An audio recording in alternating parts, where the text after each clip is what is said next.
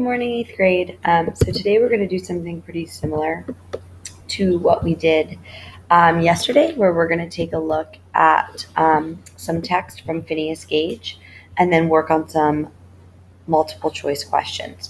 So before we get started with reading the article or the section from the text, I want us to preview our questions. If we take a look at our questions, we're going to just focus on what skills are we working on as we read. So for part A, the question is, how does paragraph 12 contribute to the central idea of this section?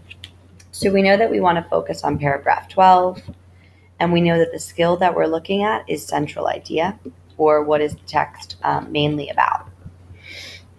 We're also looking to see which paragraphs contribute to the central idea in a similar way. We know that similar means same or almost the same. So we want to keep thinking about what is the central idea from part A and which paragraph also has that same central idea.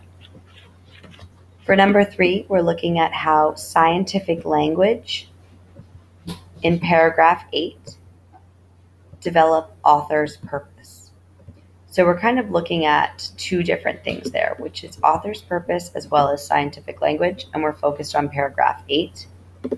And for our evidence, we're going to look at how each of these pieces of evidence contributes to author's purpose and which one contributes the same way as the scientific language in paragraph 8. So that's kind of a lot to think about. So when we go up, we're going to make a little list, and I hope that you will also make a little list up at the top. I'm going to just put a comment box in, but you can just write on the side.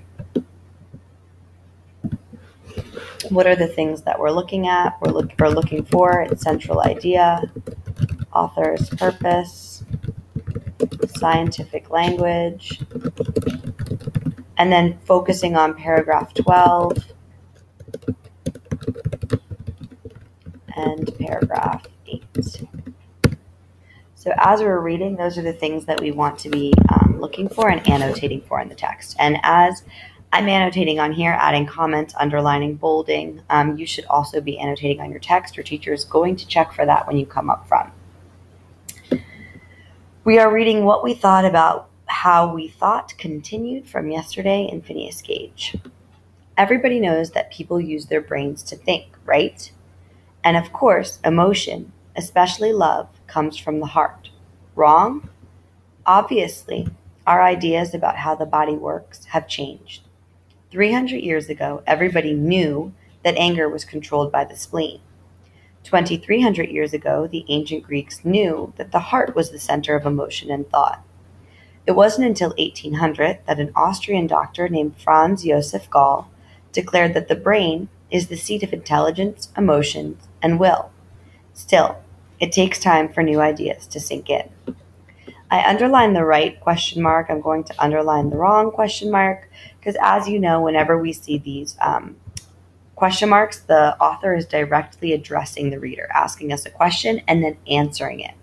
So these questions like right and wrong, these are sort of rhetorical questions, meaning that they don't really have a specific answer. And the idea that he's putting new in quotation marks, we know that that has a specific tone attached to it. So what is the tone that we attach when somebody puts something in quotation marks? Right, that's usually irony or sarcasm. So when I'm looking at this first paragraph, I'm thinking about what is the central idea of what we're reading and what is the author's purpose for writing this. We're obviously here talking about what is it that controls our emotions, what is it that controls our heart and our mind. And we've obviously learned that it's the brain, which is something new to doctors at the time of Phineas Gage, but not new to us now. By Phineas's time, doctors knew what the brain looks like, at least from the outside. They learn as students of anatomy by dissecting the cadavers of prisoners and the unclaimed. By 1850, all doctors know the general anatomy of the skeleton, internal organs, muscles, and of course, the brain. They just don't know how the brain works. I'm going to underline 1850 as part of our setting, and then I'm going to also underline they just don't know how the brain works, because we know we're talking about Phineas Gage here, and we know we're talking about his brain injury. And with Phineas Gage, it's always why is he so important? Because Phineas Gage's injury helps scientists figure out how the brain works. Exactly the answer to all of these questions. So our author's really setting us up here to introduce the importance of Phineas Gage. Now, paragraph 8 is one of our focus paragraphs, and if we check back down for paragraph 8, we're looking at the use of scientific language and how they develop author's purpose. Author's purpose is always the reason that the author wrote the text. We usually focus on to inform, to persuade, or to entertain, and with a nonfiction text, we focus on inform or persuade. So let's take a look at paragraph 8. You can have a look for yourself. Imagine you could click open the top of your head and pick your brain out. It weighs 3 pounds. Think of a bicycle helmet. Think of your brain as a big cap perched on a stalk and protected by the neck flap. The big cap is your cerebral cortex. The stalk is your brain stem. The brain stem keeps many of your atomic functions going, like your breathing and heartbeat. The neck flap covers your cerebellum, which coordinates movement. Without your brain stem, you couldn't breathe. Without your cerebral cortex, you wouldn't be human. I'm underlining all of this scientific language that I'm seeing here. Cerebellum, brainstem, automatic functions, cerebral cortex, because once again, we're thinking as why is the author using this scientific language? What purpose are they coming to? So thinking about our 3 purposes, we know that with nonfiction, usually it's not entertain, it's to inform or persuade. So looking at this use of scientific language and the way that it's talking about that your brain weighs 3 pounds. Think about your brain as a bicycle helmet. The stalk is your brain stem. I'm going to go ahead and say that I'm looking at something that is to inform.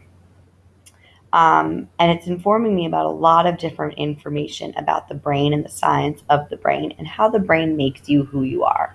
So keep that in mind as you're answering your multiple choice questions. The cortex is where you think. Remember, learn, imagine, read, speak, listen, and dream. In the cortex, you feel your emotions and you make sense of what your senses are telling you.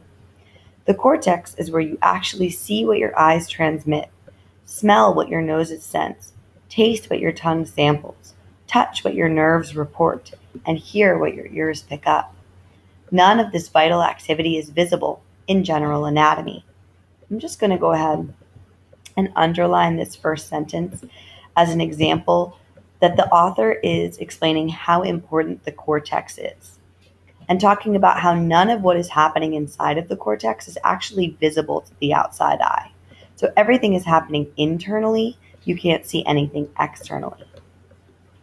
In 1850, the Boston doctors know very little about any kind of cell, even though the cell revolution is getting underway in Germany. Together, Schwann and Schleiden realized that the cell is the fundamental unit of life. Everything alive, from slime molds to human beings, is composed of cells. It is the stuff inside the cell that controls every process of life, from digestion to reproduction. So here, instead of talking about the cortex, we're talking about the importance of the cell.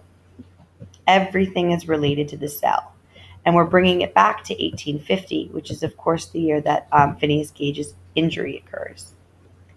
Furthermore, the Boston doctors watching Phineas in 1850 haven't a clue about neurons, which won't be discovered for another 20 years still. These doctors don't know that the brain sits atop the spinal cord, a basic bundled cable of thousands of threads. Doctors do not know that each thread is a bundle of microscopic neurons. They do know that cutting the spinal cord results in paralysis. The higher the break in the spinal cord, the more complete the paralysis. I'm going to get through paragraph 12, which again, we're kind of looking at central idea. That's why Phineas interests the doctors. So this is why he's interesting. His injury is not at the back of his head or the bottom of his brain. He was struck through the forehead, and the iron must have pierced the frontal lobe of the cortex. If Phineas survived